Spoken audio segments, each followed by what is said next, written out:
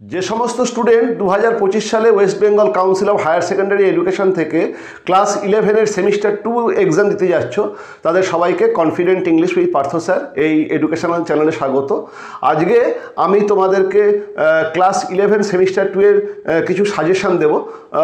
তোমাদের আর কয়েকদিন পরেই পরীক্ষা, আর আমি ভেবেছিলাম যে তোমাদের পুরো কোর্সটাই হয়তো আমি করিয়ে দিতে পারবো, কিন্তু বিভিন্ন কারণে আমার পুরো কোর্স কমপ্লিট করা হয়নি। I am sorry.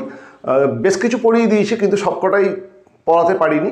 তা যাই হোক, আমি এর আগের একদিন বেশ কিছু সাজেশান দিয়েছি, মানে তোমাদের যেটা পোয়েট্রি সেকশান, সেই পোয়েট্রি সেকশানে কী কী তোমরা করে যাবে বড় প্রশ্ন, তার একটা সাজেশান দিয়েছি। আশা করি তোমরা সবাই দেখেছো।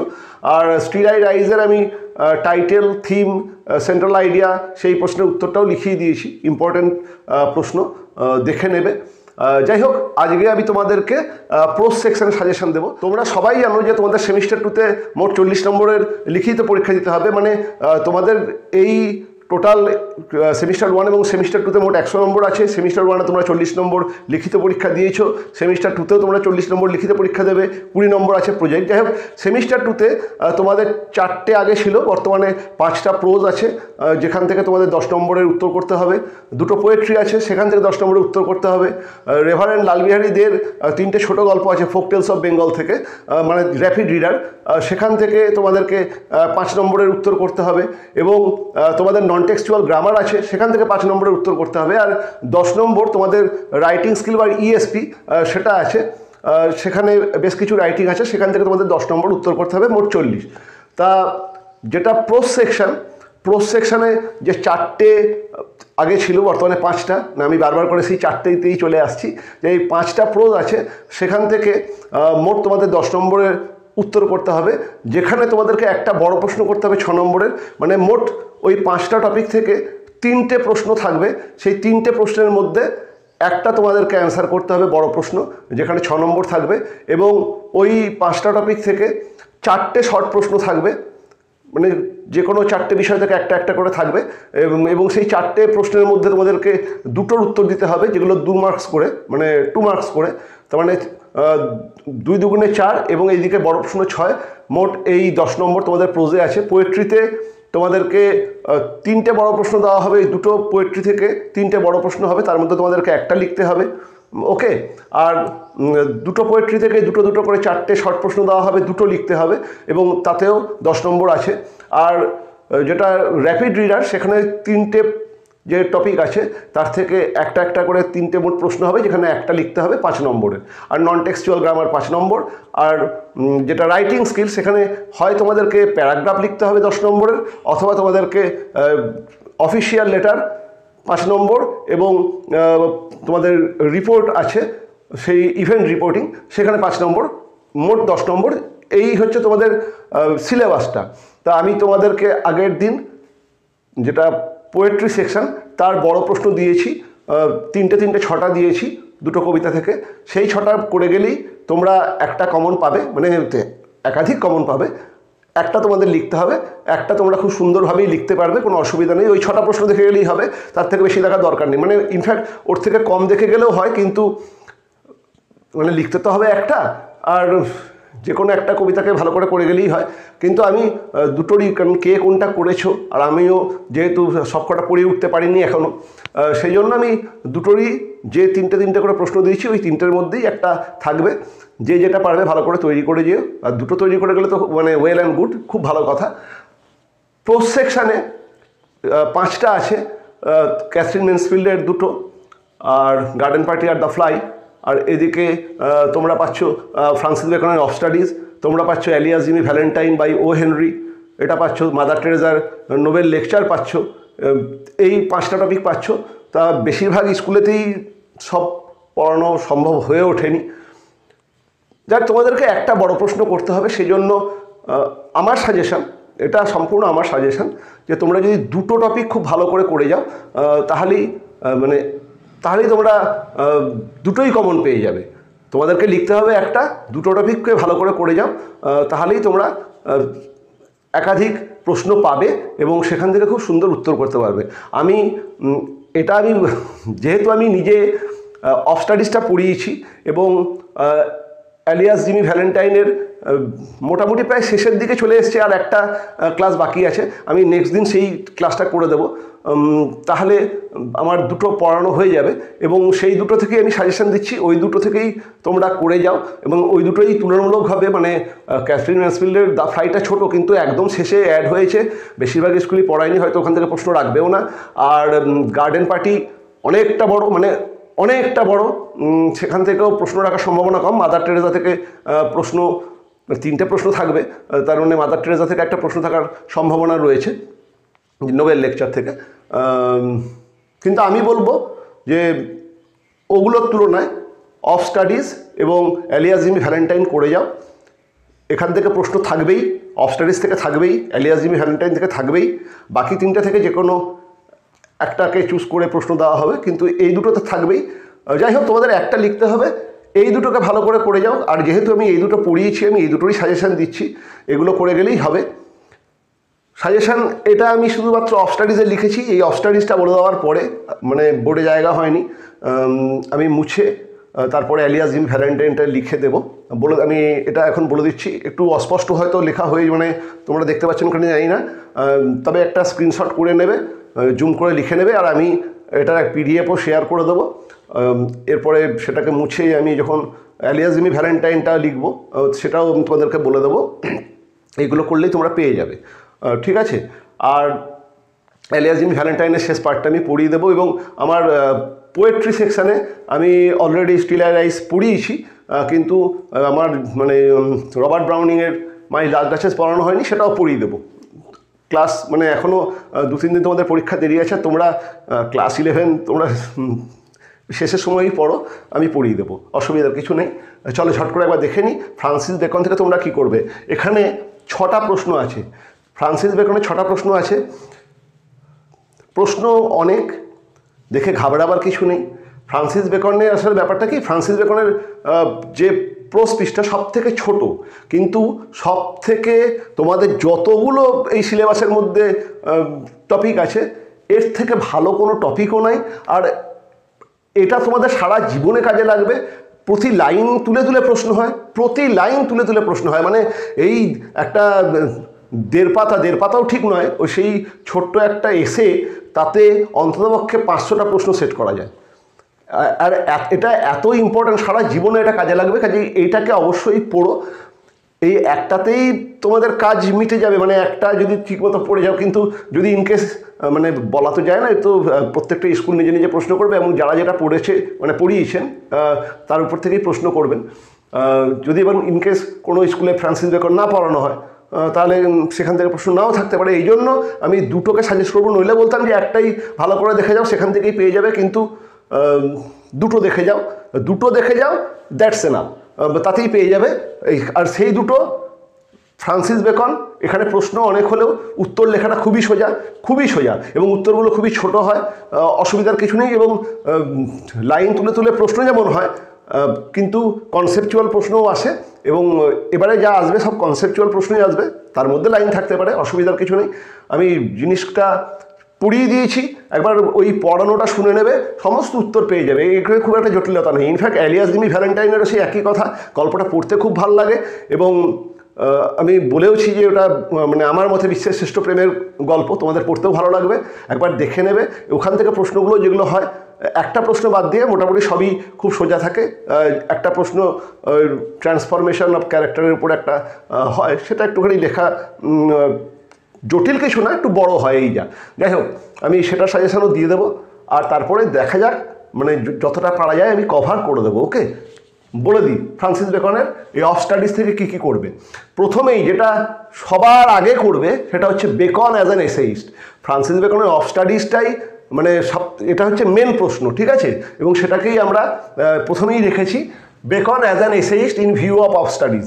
Beacon as an essayist in view of studies, এই প্রশ্নটা বাদ দিয়ে কিন্তু পরীক্ষা দিতে ভুলেও যেও না। এইটা হচ্ছে এই পুরো মানে তোমাদের পুরো কোর্সের সব থেকে সেরা প্রশ্ন, এবং এটার আসার সম্ভাবনা সব থেকে বেশি।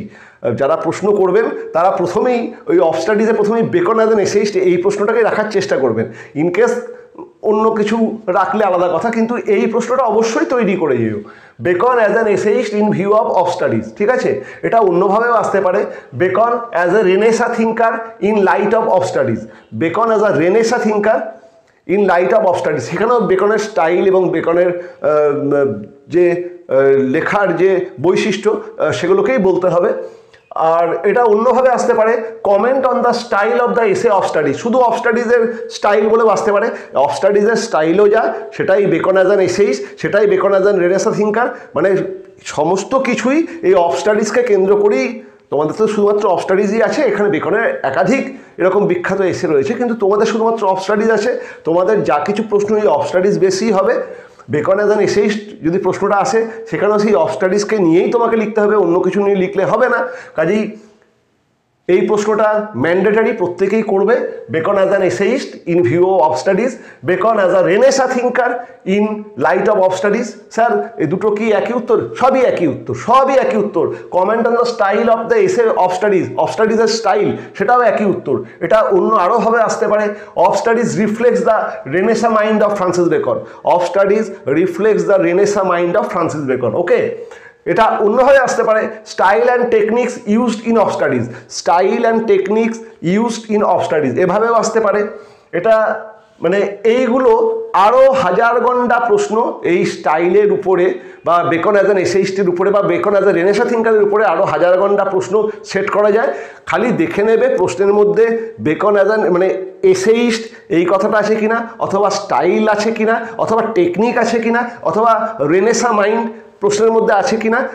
যদি এটা থাকে তাহলেই জানবে ওইটা অফ স্টাডিজের স্টাইলের কথাই বলছে, বেকন অ্যাজ অ্যান এসেইস্টের কথাই বলছে, বেকন অ্যাজ এ রেনেসা থিঙ্কারের কথাই বলছে। এবং এই প্রশ্নটা না করে যাওয়ার ভুল কেউ করো না। যে যেটাই করো, যাই করো, এই প্রশ্ন না করে যাওয়ার ভুল করো না। কবিতাতে যেমন বলে দিয়েছি মাই last duchess as a dramatic monologue, সেই প্রশ্ন না করে যাওয়ার ভুল করো না। মানে এগুলো হচ্ছে এক্সামিনারদের সবথেকে পছন্দের প্রশ্ন। মানে হাজার ঘন্টা প্রশ্ন থাকলেও তাদের পেন যখন প্রশ্ন তৈরি করে তখন ওই কথাগুলোই আগে মনে পড়ে, ওটাই ফট করে লেখা হয়ে যায়। কাজেই এই প্রশ্নগুলো অবশ্যই করে যেও। সেকেন্ড যে প্রশ্ন, what is the use of studies as propagated by Bacon in his of Studies. What is the use of studies as propagated by Bacon in his of Studies. Of Studies গল্পে Bacon স্টাডির বা পড়াশুনোর যে উপকারিতার কথা বলেছেন সেটাকে বর্ণনা করতে বলা হচ্ছে। এটা অন্যভাবে আসতে পারে, threefold use of studies and their influence in a man's life. বেকনের এই স্টাইলের সব থেকে বড় যে বৈশিষ্ট্য, বা এই অফ স্টাডিজের পড়লেই বুঝতে পারবে, এখানে প্রত্যেকটা সেন্টেন্সের মধ্যেই তিনটে করে পার্ট রয়েছে। Studies serve for delight, for ornament, for ability. এই যে আমরা বলি ত্রয়ী এফেক্ট, মানে তিনটে পার্টে একটা সেন্টেন্সকে যখন কমপ্লিট করা হয় তার যে এফেক্ট হয় মানুষের কানে এবং মনে, সেটা অস্বাভাবিক একটা এফেক্ট হয়। ঠিক আছে, এই থ্রিফোল্ড স্ট্রাকচারটা খুব ইম্পর্টেন্ট। কাজেই এই প্রশ্নটাও খুবই important. What is the use of studies as propagated by Bacon in his of studies, অথবা এরকমভাবে আসতে পারে threefold use of studies and their influence in a man's life. ওই কথাই বলতে হবে, studies serve for delight, for ornament, for ability, এবং কীভাবে এই ঘটনাটা ঘটে সেটা তোমাকে তোমার উত্তরের মধ্যে বলতে হবে। এটা অন্যভাবে আসে, what does Bacon in of Studies want us to get by studies. এই স্টাডিজের মাধ্যমে আমাদেরকে কি নিতে বলছেন বা কি পেতে বলছেন বেকন, সেটা তোমাকে বলতে হবে। এটা আরেকভাবে আসে, threefold functions of study and their importance. এই থ্রিফোল্ড ইম্পর্টেন্স অফ স্টাডি, এই যে studies serve for delight, for ornament, for ability, এবং এগুলো মানব জীবনে কিভাবে প্রভাব বিস্তার করে সেটা তোমাকে বলতে হবে। এটা আরও একভাবে আসে, বেনিফিটস অফ স্টাডি।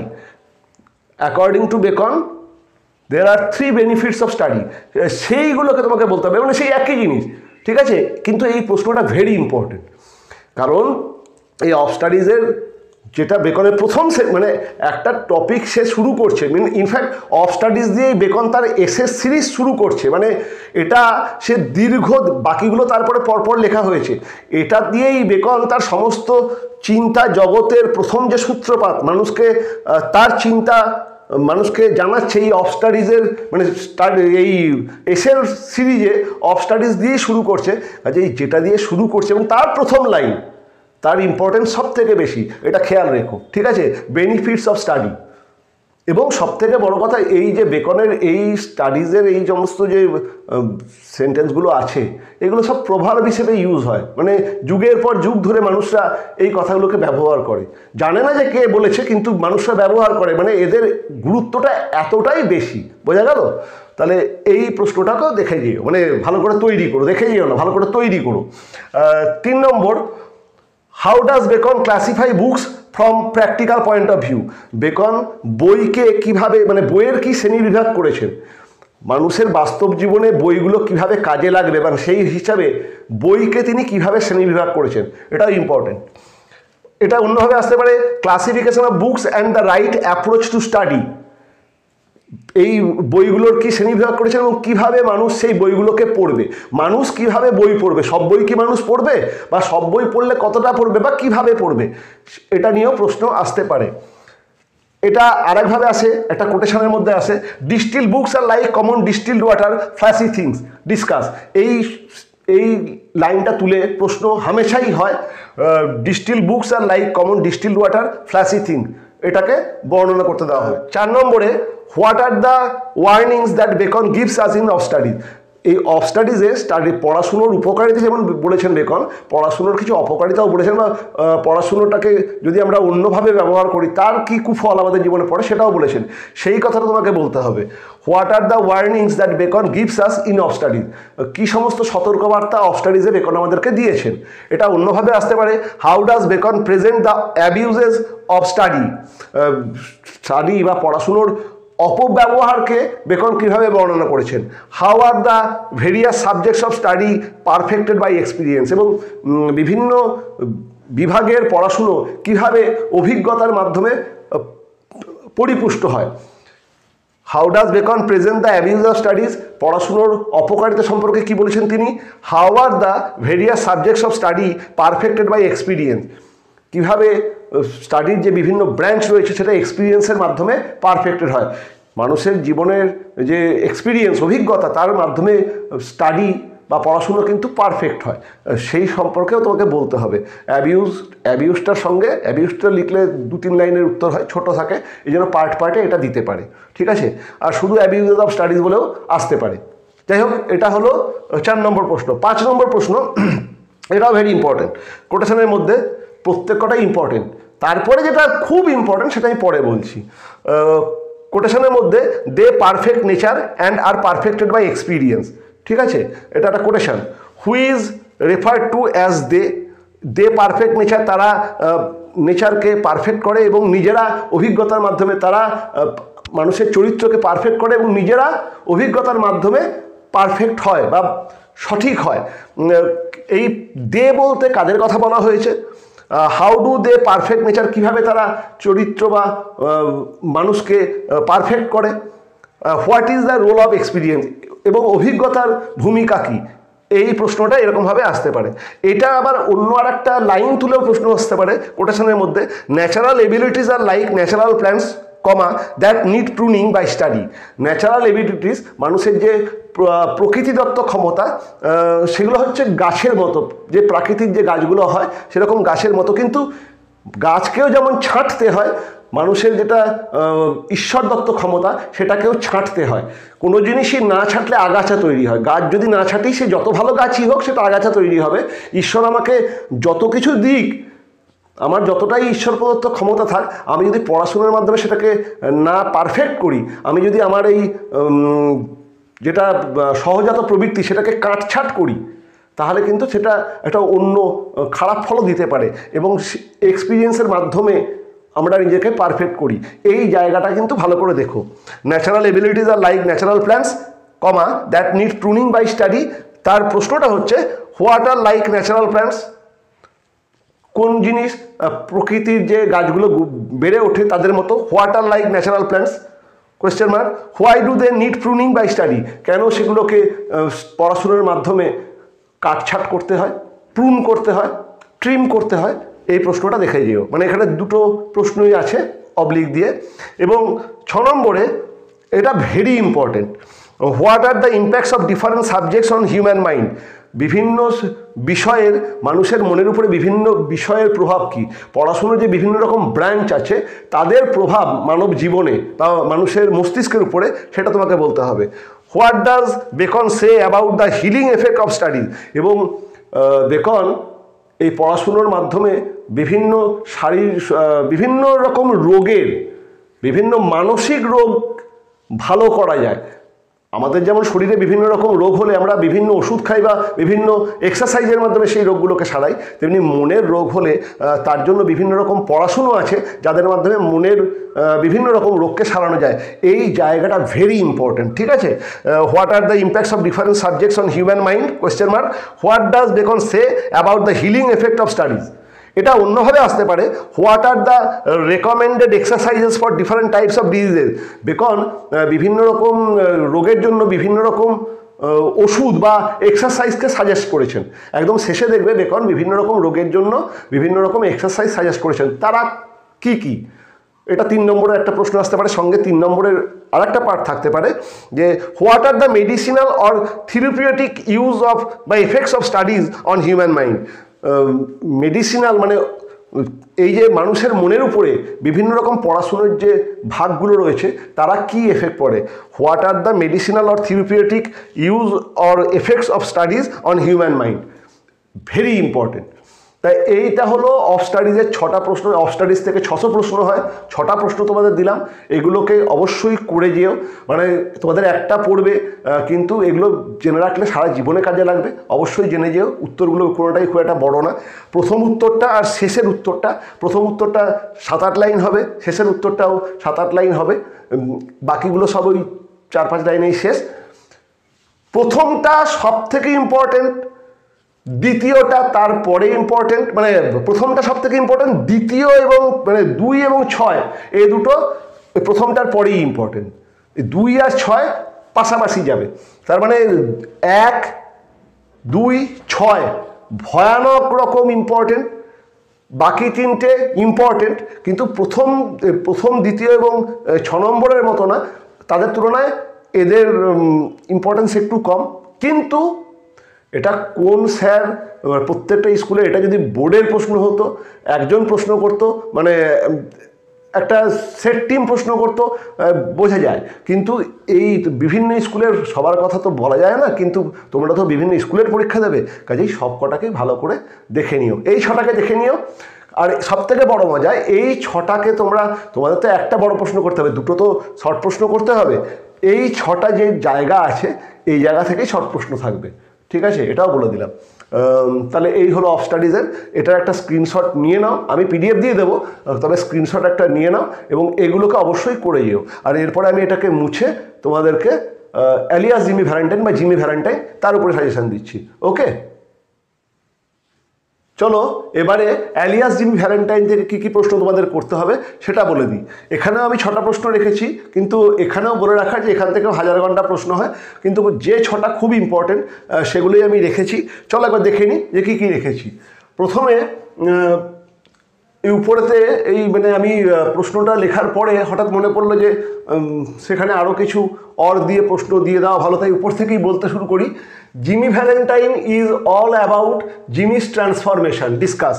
এটা হচ্ছে এই এলিয়াস জিমি ভ্যালেন্টাইনের মূল প্রশ্ন, সেটা হচ্ছে Jimmy Valentine is all about Jimmy's transformation discuss.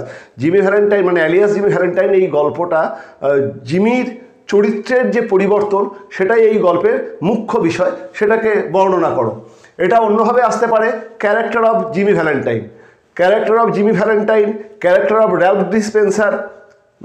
Ralph ডিসপেন্সারও জিমি ভ্যালেন্টাইনেরই আর একটা রূপ, কাজেই এই ক্যারেক্টার অফ জিমি ভ্যালেন্টাইন সেটাই হচ্ছে ট্রান্সফরমেশন অফ জিমির সোল, যেটাই জিমির চরিত্র, সেটাই হচ্ছে জিমির যে পরিবর্তন, খারাপ থেকে ভালো হয়ে ওঠা, তারই একটা বর্ণনা। কাজেই এটাও সেই একই প্রশ্ন থেকে ঘাবড়ে যাওয়ার কিছু নেই, একই প্রশ্ন যে Jimmy Valentine is all about Jimmy's transformation, character of Jimmy, যদি ক্যারেক্টার অফ র্যালফ ডিসপেন্সার, সবই এক, ঠিক আছে।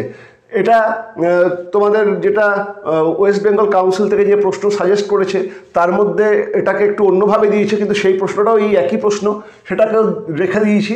How does O. Henry establish a contrast between Jimmy Valentine and Ralph Dispenser? How does O. Henry establish a contrast between Jimmy Valentine and Ralph Dispenser? O. Henry Jimmy Valentine এবং Ralph ডিসপেন্সারের মধ্যে যে একটা পার্থক্য দেখিয়েছেন সেই পার্থক্যটাকে বর্ণনা করো। মানে এখানেও সেই জিমি ভ্যালেন্টাইন প্রথমে ছিল চোর, পরবর্তী ক্ষেত্রে সে র্যালফ ডিসপেন্সার নামে একটা জুতো ব্যবসায়ী বা একটা ভালো মানুষে পরিণত হচ্ছে। সেই পরিবর্তনটাই এই গল্পেরই মুখ্য বিষয়, এটাই জিমির ক্যারেক্টার। কাজে সব প্রশ্ন কিন্তু একই, প্রশ্নগুলো আলাদা শুনতে মনে হলেও এটা জিমির ক্যারেক্টার, জিমির চরিত্রের পরিবর্তন, সেটাই জিমি আর র্যালফ ডিসপেন্সারের যে ক্যারেক্টারের পার্থক্য বা প্রভেদ, একই প্রশ্ন আর এটাই মেন প্রশ্ন। এটা কিন্তু খুব ভালো করে করবে। Difference between the character of Jimmy and Ralph, এটা অন্যভাবে আসতে পারে যে জিমি আর র্যালফের ক্যারেক্টারের তুলনামূলক বিশ্লেষণ করো। এটা আরও একভাবে আসতে পারে, আমি মানে নীলকালিতে লিখতে হয়েছে, আমি ভুলে গেছিলাম দিতে, হঠাৎ মনে পড়লো যে এটাও দিয়ে দিই। যে do you think that Valentine has really change? তুমি কি মনে করো যে সত্যি জিমি ভ্যালেন্টাইন তার চরিত্রের পরিবর্তন হয়েছে? ডিসকাস এরকমভাবে আসতে পারে। Do you think that Valentine has really change, মানে জিমি ভ্যালেন্টাইনের পরিবর্তন, এটাই এই গল্পের মুখ্য বিষয়। কাজে এটাকে এরকম বিভিন্ন রকমভাবে আসতে পারে, কিন্তু উত্তরটা হচ্ছে ক্যারেক্টার অফ জিমিকে তোমাকে লিখতে হবে, এবং জিমিকে যখনই লিখবে তার সঙ্গে র্যালফ ডিসপেন্সারের প্রভেদটাও দেখাতে হবে। ঠিক আছে, যে জিমি কীভাবে র্যালফ ডিসপেন্সারে পরিণত হলো এবং শেষে সে যে একটা পরিবর্তিত মানুষ হয়েছে, এটাই হচ্ছে এই গল্পটাকে, মানে এই প্রশ্নের উত্তর তোমাকে লিখতে হবে। এটা আরও একভাবে আসতে পারে, what evidence of Jimmy's change is found in Ilias Jimmy Valentine? What evidence of Jimmy's change is found in Ilias Jimmy Valentine? যে জিমির যে পরিবর্তন হয়েছে এটা কীভাবে বোঝা যাচ্ছে এই এলিয়াস জিমি ভ্যালেন্টাইন গল্প থেকে। ঠিক আছে, এই প্রশ্নটা কিন্তু কখনোই মিস করবে না, এটা হচ্ছে মেন প্রশ্ন। সেকেন্ড যেটা, এটাও মিস করবে না, এটাও কিন্তু এই গল্পের একটা অন্যতম প্রধান জায়গা, সেখান থেকে এই প্রশ্নটাও আসে। How does Ben Price help Jimmy rewarded for his reformation? How does Ben Price help Jimmy rewarded for his reformation? Ben Price জিমির এই পরিবর্তনকে কীভাবে স্বীকৃতি দিলেন বা কীভাবে পুরস্কৃত করলেন? আমরা দেখব যে বেন প্রাইস শেষে জিমিকে নাচানার ভান করে চলে যাবেন, মানে এভাবেই বেন প্রাইস জিমিকে আবার একটা স্বাধীন জীবনে, একটা সুস্থ জীবনে বাঁচার সুযোগ করে দিচ্ছেন, সেটাকে এখানে বলতে হবে। এটা অন্যভাবেও আসতে পারে যে how does Ben Price acts as the main agent in Jimmy's reformation? কীভাবে বেন প্রাইস একটা মুখ্য ভূমিকা পালন করছে জিমির এই চরিত্রের পরিবর্তনে? বেন প্রাইস যদি জিমিকে ধরে নিয়ে চলে যেত তাহলে জিমি যে ওই র্যালফ ডিসপেন্সারের আর র্যালফ ডিসপেন্সার থাকা হতো না, সে আবার জিমি ভ্যালেন্টাইনেই পরিবর্তন হয়ে যেত। এইটা কিন্তু খুব ভাইটাল জায়গা। ঠিক আছে, how does Ben Price acts as the main agent in Jimmy's reformation? এটা অন্যভাবেও আসতে পারে, why is the ending of Jimmy Valentine set to be a surprise ending? Why is the ending of Jimmy Valentine set to be a surprise ending? What is Ben Price's role in this surprise ending? Jimmy Valentine গল্পটাতে এই যে শেষের যে মানে যেটা সমাপ্তি, তাকে বলা হয় খুব আচমকা সমাপ্তি, সারপ্রাইজ, মানে লোকজন খুব অবাক হয়ে যাচ্ছে যে বেন প্রাইস জিমিকে জানা, মানে জিমিকে পাওয়ার পরেও জিমিকে না ধরে সে চলে যাচ্ছে। এটা মানে এরকম কেউই পাঠক এক্সপেক্ট করবে না, কিন্তু সেই ঘটনাটাই ঘটছে, এই জন্য বলা হয় এটাকে সারপ্রাইজ এন্ডিং। এবং এই সারপ্রাইজ এন্ডিংয়ে বেন প্রাইস সবথেকে বড় ভূমিকা পালন করছে। এই জায়গাটা এইরকমভাবেও প্রশ্নটা আসতে পারে, সে একই কথাই তোমাকে লিখতে হবে। ঠিক আছে, এটাও এরকমভাবেই আসতে পারে, why is the ending of Jimmy Valentine set to be a surprise ending, আর what is Ben Price's role in this surprise ending? এটা অন্য আরেকভাবে আসতে পারে, who was Ben Price, why did he ignore to recognize Jimmy at the end of the story? Ben Price কে ছিল, সে গল্পের শেষে জিমিকে চিনতে কেন অস্বীকার করলো? বেন প্রাইস কে ছিল এবং সে গল্পের শেষে জিমিকে কেন চিনতে অস্বীকার করলো? এটা আরেকভাবে আসতে পারে, who was Ben Price question mark, why did he pretend not to know Jimmy? Was he correct in his decision? Ben Price কে ছিল, সে শেষে কেন ভান করলো যে সে জিমিকে চেনে না, এবং বেন প্রাইসের এই ডিসিশনটা কি সঠিক? এভাবেও প্রশ্নটা আসতে পারে। এটা আরেকভাবে আসতে পারে, এন্ডিং অফ জিমি ভ্যালেন্টাইন, এভাবেও আসতে পারে। এটা আরও একভাবে আসতে পারে, ক্লাইম্যাক্স অফ জিমি ভ্যালেন্টাইন। এই জিমি ভ্যালেন্টাইন গল্পের যে ক্লাইম্যাক্সটা অলরেডি আমরা আগেই দেখেছি, সেটা হচ্ছে যখন ওই অ্যানাবেলের ভাইজি ওই সিন্দুকের ভেতর ঢুকে গেছে, লকারের ভেতরে, লকার রুমের ভেতরে, কিন্তু সেখান থেকে যখন জিমি তাকে উদ্ধার করছে, ওটাই হচ্ছে মেন ক্লাইম্যাক্স। কিন্তু এই গল্পের শেষেতেও একটা বড় বাঁক রয়েছে, একটা মোচড় রয়েছে, যেখানে আমরা দেখছি বেন প্রাইস জিমিকে চিনতে অস্বীকার করছে। কাজেই এটাও কিন্তু গল্পের যেটা মানে রেজলিউশন পার্ট, সেখানেও কিন্তু একটা ক্লাইম্যাক্স লুকিয়ে রয়েছে, সেটাকে নিয়েও তোমাকে দিতে পারে। অথবা role of Ben Price in Jimmy's reformation, এরকমভাবেও আসতে পারে। শুধু রোল অফ বেন প্রাইস সেরকমভাবেও আসতে পারে। কাজেই এই জায়গাটা ভেরি ইম্পর্টেন্ট। প্রথম প্রশ্ন এবং এই সেকেন্ড প্রশ্ন, এই দুটো প্রচণ্ড মানে গুরুত্বপূর্ণ অবশ্যই, এবং এই দুটোই মেন প্রশ্ন, অবশ্যই এই দুটোকে ভালো করে তৈরি করে যাবে। আর 3 নম্বরে, what did Jimmy write to his friend in Saint Louis, why did he write so. এইগুলো মানে তোমাদের 2 নম্বরের প্রশ্নতেও আসতে পারে, বড় প্রশ্নও আসতে পারে। এগুলোর ইম্পর্টেন্স কম, কিন্তু এগুলোকে দেখে যাবে, এই জায়গাগুলো থেকে বিভিন্ন রকম প্রশ্ন সেট হয়, সেই জন্য এটা আমি দিয়েছি। What did Jimmy write to his friend in Saint Louis, why did he write so. Jimmy তার বন্ধুকে কী লিখেছিল এবং কেন সে এই কথা লিখেছিল। ওই যে সেই আমি আমার জিনিসপত্রগুলো তোকে দিয়ে দেবো, এই যে জায়গাটা, ওখান থেকে প্রশ্ন আসতে পারে। যদি বড় প্রশ্ন নাও আসে, ছোট প্রশ্ন আসতেই পারে, কাজেই করে যাবে। একটু বড় করা থাকলে বিভিন্ন রকম প্রশ্নের উত্তর তোমাদের দিতে সুবিধা হবে, ঠিক আছে। 4 নম্বরেরটা সেটাও ইম্পর্টেন্ট, সেটা হচ্ছে what new name did Jimmy assume at Elmore and what business did he open there and how did Jimmy fare at Elmore. এটা একবার পরীক্ষায় পড়েছিল আগে, তা যাই হোক, এটাও কিন্তু একটা ভালো প্রশ্ন যে কি নাম জিমি গ্রহণ করেছিল, কি ব্যবসা সে শুরু করেছিল এবং কিভাবে সে এলমোরেতে বেশ প্রভাব প্রতিপত্তি বিস্তার করেছিল। এটা আরও একভাবে আসতে পারে কোটেশনের মধ্যে, mister Ralph Spencer comma that arose from Jimmy Valentine's ashes explain, যে জিমি ভ্যালেন্টাইনের ছাই থেকে মিস্টার র্যালফ ডি স্পেন্সারের জন্ম হলো, বর্ণনা করো। সেখানে দেখাতে হবে যে জিমি ভ্যালেন্টাইন থেকে এই যে এটা ক্যারেক্টারের মধ্যেও বেশ কিছুটা ঢুকে যায়, এই যে প্রশ্নটা ক্যারেক্টারের মধ্যেও ঢুকে যায়, কিন্তু এখানেতে তোমাকে ওই মেনলি জায়গাটা দেখাতে হবে কোনখানে, যে জিমি ভ্যালেন্টাইন আগে চোর ছিল, সে তারপরে এলমোরে এলো, সে ব্যবসা শুরু করলো, জুতোর ব্যবসা, এই জায়গাটা বলতে হবে। আমি লাইনটা তুলে দিয়েছি, এই লাইনটা থেকে প্রশ্নটা আসে, শর্ট প্রশ্নও আসতে পারে। এটা আরও একভাবে আসতে পারে, why does O Henry compare Jimmy to phoenix. O Henry কেন জিমিকে ফিনিক্স পাখির সঙ্গে তুলনা করেছেন। আমরা জানি ফিনিক্স পাখি যখন মরে যায়, ফিনিক্স পাখি মানে মরে না, এ একটা অমর পাখি। আমরা ভাবি ফিনিক্স পাখি মরে গেছে, কিন্তু যখন ফিনিক্স পাখি মরে যায়, তার ছাই থেকে আবার নতুন ফিনিক্সের জন্ম হয়। এই যেন সেই রকমই গল্প, জিমি মরে গেল আর র্যালফ ডি স্পেন্সারের জন্ম হলো, সেই একই লোক কিন্তু দুটো আলাদা পরিচিতি, সেটা নিয়েও প্রশ্নটা আসতে পারে, ঠিক আছে। এই প্রশ্নটাই বেশ ভালোই ইম্পর্ট্যান্ট। 3 নম্বরেরটা তুলনাভাবে কম ইম্পর্ট্যান্ট, কিন্তু শর্ট প্রশ্নের জন্য ইম্পর্ট্যান্ট বলে দিয়ে দিয়েছি। আর এই জায়গাটা বিশেষ করে ফিনিক্সের রেফারেন্সটা, এটা কিন্তু এই গল্পের একটা খুব ইম্পর্ট্যান্ট জায়গা। এই প্রশ্নটা মানে এই লাইন তুলেও প্রশ্ন আসতে পারে, যেভাবেই আসুক একটা প্রশ্ন হয়তো এখান থেকে আসবে, 2 নম্বরের হোক বা 2 নম্বর বা 6 নম্বর, যাই হোক, এই জায়গাটা দেখে যেও। ইম্পর্ট্যান্ট অবশ্যই 1 আর 2, মানে এর থেকে বেশি ইম্পর্ট্যান্ট কিছু নাই। যাই হোক, এরপরে title of Alias Jimmy Valentine অথবা significance of alias in the title. এই এলিয়াস জিমি ভ্যালেন্টাইন গল্পের টাইটেল, নামকরণ, এবং ওটা অন্যভাবে আসতে পারে যে এলিয়াস বা ওরফে, এই কথাটা গুরুত্ব এই নামকরণে বর্ণনা করো।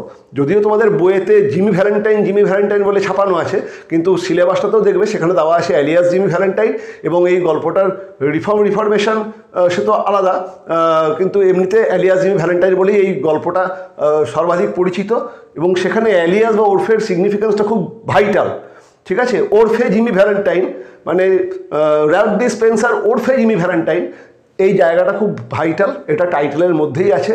কাজেই যখনই তোমাকে টাইটেল বলবে, টাইটেলের সঙ্গে তোমাকে কিন্তু এই এলিয়াসের সিগনিফিকেন্সটা অবশ্যই বলতে হবে, নইলে টাইটেলটার কিন্তু কোনো মানেই দাঁড়ায় না, ঠিক আছে। এই জন্য আমি আলাদা করে দিয়ে দিয়েছি significance of alias in the title. 6 নম্বরে দুটো কোটেশন আমি রেখেছি। এই দুটো কোটেশন খুব ভাইটাল কোটেশন, খুব ইমোশনাল কোটেশন, মানে ভাইটালের থেকে বড় কথা খুব ইমোশনাল কোটেশন। যদি খুব ইমোশনালি কেউ প্রশ্ন করে, এইটা রাখার সম্ভাবনা রয়েছে। অন্ততপক্ষে 2 নম্বরে তো থাকতেই পারে, হয়তো থাকবেও। জায়গা দুটো একই জায়গা, একটা লাইন আগে পড়ে, আমি দুটোকেই সেই কোটেশন দুটোকে মেনশন করে দিচ্ছি। অ্যানাবেল কোটেশনের মধ্যে he said, comma, give me that rose you are wearing, comma, will you, significance. Annabel, তুমি যে গোলাপটা পরে আছো সেটা আমাকে দাও। জিমি অ্যানাবেলকে বলবে, মানে যখন অ্যানাবেল তাকে রিকোয়েস্ট করবে যে আমার ভাইজিকে তুমি তো পারো ভ্যালেন্টাইন, মানে সরি, তুমি তো পারো র্যাল, যে আমার ভাইজিকে বাঁচাতে, তখন আমরা দেখব মুচকি হেসে র্যালফ ডিসপেন্সার কিছুক্ষণ তাকিয়ে থেকে অ্যানাবেলকে বলবে যে তুমি তোমার এই যে গোলাপটা রয়েছে যেটা তুমি পড়ে আছো ওটা আমায় দাও। জিমির যে একটা অ্যানাবেলের প্রতি জিমির যে প্রেম, সে জানে যে সে এটা করলে হয়তো তার পরিচিতি ফাঁস হয়ে যাবে, যেখানে বেন প্রাইস উপস্থিত আছে, তারপরেও সে এখন ভালো হয়ে গেছে, রিফর্ম পার্সন, প্রেম তাকে ভালো করে দিয়েছে। সে ওই অ্যানাবেলের কাছ থেকে গোলাপ নিয়ে পুরনো জিমি ভ্যালেন্টাইনে মানে র্যালফ থেকে জিমি ভ্যালেন্টাইনে পরিণত হচ্ছে। এটা একটা মানে প্রেমের একটা অদ্ভুত দ্যোতক, এটা খুব সেন্টিমেন্টাল জায়গা। এই লাইনটা তোরা প্রশ্ন আসতেই পারে, ঠিক আছে। এটা এটা আর একটাভাবে আসতে পারে, with this act Ralph Dispenser passed away and Jimmy Valentine took his place. যখন ওই গোলাপটাকে গুজে আমরা দেখব জিমি তার এই ব্যাগ খুলে যন্ত্রপাতি বের করছে, মানে সে সিন্ধুকে ঢুকবে, এর মাধ্যমে আমরা দেখছি জিমি থেকে র্যালফ হয়েছিল, আবার র্যালফ ডিসপেন্সার থেকে আবার জিমি ভ্যালেন্টাইন হচ্ছে, মানে জিমি ভ্যালেন্টাইন হচ্ছে। সেই জায়গাটা মানে এই দুটো লাইন পরপরই লাইন, মাঝখানে একটা খালি সেন্টেন্স আছে, এই জায়গা থেকে একটা শর্ট প্রশ্ন আসতেই পারে। খুব ইমোশনাল জায়গা, কিন্তু তোমরা যদি ইনকেস মানে সবসময় তো বুঝতে পারা যায় না অনেক বড় গল্পেতে ইম্পর্টেন্ট লাইনগুলো কোনটা, এই লাইন দুটো খুব ইম্পর্টেন্ট, আমি এই জন্য মেনশন করে দিলাম, ঠিক আছে। এখান থেকে হয়তো বড় প্রশ্ন আসবে না, কিন্তু শর্ট প্রশ্ন অবশ্যই আসতে পারে, হয়তো আসবেও, দেখে যেও, ঠিক আছে। Annabel he said give me that rose you are wearing will you, significance, অথবা with this act Ralph Dispenser passed away and Jimmy Valentine took his place, narrate the scene, অথবা সিগনিফিকেন্স অফ দিস লাইন। এই কটা তোমরা Jimmy Valentine থেকে করে যাও। আরও প্রচুর হয়, ওয়ার্ডেনের সঙ্গে জিমি ভ্যালেন্টাইনের কথা, ওয়ার্ডেনের উপদেশ, বা একটা খুব ভাইটাল জায়গা আছে, মানে কত আর রাখবো, একটা ভাইটাল জায়গা আছে যে যখন জিমি প্রথম জেল থেকে ছাড়া পেলো, তারপরে সে কি করলো, এটা একটা খুব ভাইটাল জায়গা, কি করলো জিমি, সেটা আসতে পারে, অনেক কিছুই আসতে পারে। কিন্তু বড় প্রশ্ন হিসেবে মানে প্রথম দুটো এবং এই 4 নম্বর, মানে 1, 2 এবং 4 প্রচণ্ড ইম্পর্টেন্ট। 1, 2 তো ভয়ানক ইম্পর্টেন্ট, 4টাও ভালোই গুরুত্বপূর্ণ, কাজে এই 3টেকে মিস করো না, বাকিগুলোকে দেখে যেও। ওকে, তাহলে এই হলো তোমাদের প্রোজেস সাজেশন, মানে অ্যালিয়াস জিমি ভ্যালেন্টাইন এবং অফ স্টাডিজ থেকে এই কটা দেখে যাও, পেয়ে যাবে, পেয়ে তো যাবে, দুটোই পেয়ে যাবে, এর বাইরে কিছু হওয়ার কথা নয়, ঠিক আছে। কারণ এইগুলোই হচ্ছে এই গল্পের, আর এটা তো প্রথমবারের পরীক্ষা, এইগুলো মেন প্রশ্ন, এগুলোর থেকেই রাখা হবে। সবথেকে বড় কথা, এগুলো যে কাউন্সিলের যেটা একটা প্রশ্ন দেওয়া হয়েছে তার মধ্যেও এইগুলোকে রাখা আছে, মানে প্রথম দুটো রাখা আছে, কাজেই আশা করছি প্রথম দুটো অথবা এই 4 নম্বর এর মধ্যে তোমরা বড় প্রশ্ন পেয়ে যাবে, না হলেও এর মধ্যে তোমরা পাবেই, কাজে এগুলো সবকটা দেখে যেও, ঠিক আছে। বড় ছোট সবই হয়তো এর মধ্যেই চলে আসবে। ওকে, তাহলে দিয়ে দিলাম, পোয়েট্রি দিয়ে দিয়েছি, প্রোজেক্ট দিয়ে দিলাম, আর তোমাদের ওই যে রাইটিং তারও অলরেডি দিয়ে দিয়েছি, রইল বাকি তোমাদের যে র্যাপিড রিডারটাও দিয়ে দেবো, আর দেখি যদি কিছু আরও অন্য কিছু মনে পড়ে দিয়ে দেবো, অসুবিধা কিছু নেই। তার আগে সাজেশানটা দিয়ে দিলাম, এরপরে আমার কাজ হচ্ছে অ্যালিয়াস জিমি ভ্যালেন্টাইনের শেষ পার্টটা পড়িয়ে দেওয়া, এবং অবশ্যই তোমাদেরকে পরীক্ষার আগে একবার, মানে আমার খুব ইচ্ছা যে তোমাদেরকে ড্রামাটিক মনোলগটাকে একটুখানি পড়াই, মানে মাই লাস্ট ডাচেসটাকে, সেটাও পড়াচ্ছি।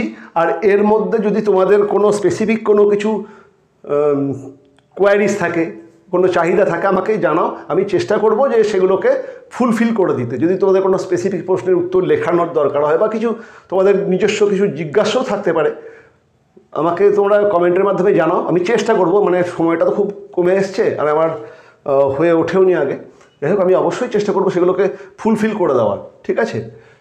দেখা হচ্ছে নেক্সট টিউটোরিয়ালে।